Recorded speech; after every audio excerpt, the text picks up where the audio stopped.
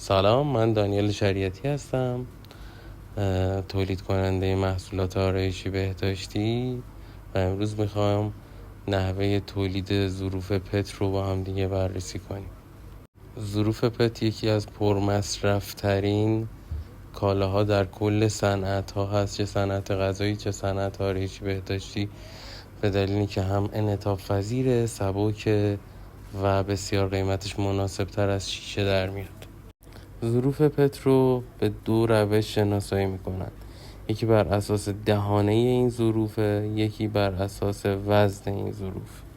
کلمه پت از اختصار پلی اتیلن ترفلیت به دست میاد. این ماده هم شفافه، هم تمیزه، هم قویه و هم نور ازش رد میشه. این ماده در صنعت آرایشی بهداشتی، غذایی و هر صنعت دیگه‌ای قابل استفاده است. مزایای استفاده از پت رو با هم میتونیم حالا بررسی کنیم. اولین مزیتش اینه که در کل دنیا استفاده از پت پذیرفته شده است و شما نیازی نیست بری مجوزی بگیری. 100% قابل بازیافته و میتونید بفروشید بازیافتیش و ضایعاتش و آسیب برای انسان نداره و قیمت مناسبش. تولید ظرف پت دو قسمت داره: تولید پیریفرم، تولید بطری. پیریفرم از دونای گرانول پت به دست میاد و بطری از باد کردن پیریفرم به دست میاد. برای تولید پیریفرم شما نیاز به ماده اولیه داری که مواد اولیه ماده پت، رنگ هاست و مستر بچی که با هم مخلوط میشه و بعد از مخلوط شدن وارد دستگاه تزریق میشه.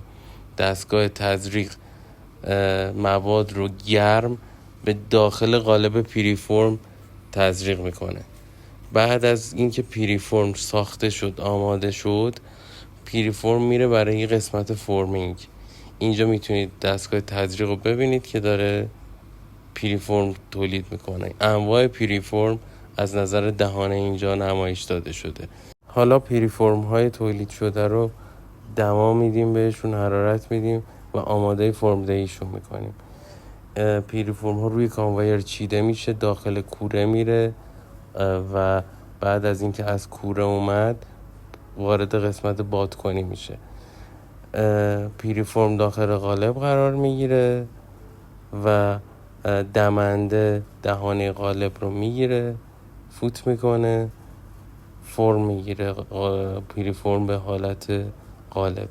حالا اینجا میتونید ببینید پیریفرم درون قالب قرار داده میشه، دمنده میاد باد میکندش، پیریفرم به شکل قالب در میاد، قالب باز میشه، ظرف میاد بیرون از توی قالب و روی کانویر اینجا QC کنترل باید انجام بشه تا بره برای قسمت های بعدی. جنس قالب ها معمولا از آلومینیوم یا آهن.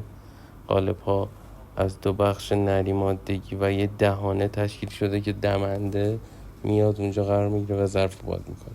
اینجا هم پیریفرم ها و ظرف های تولید شده رو میتونید ببینید.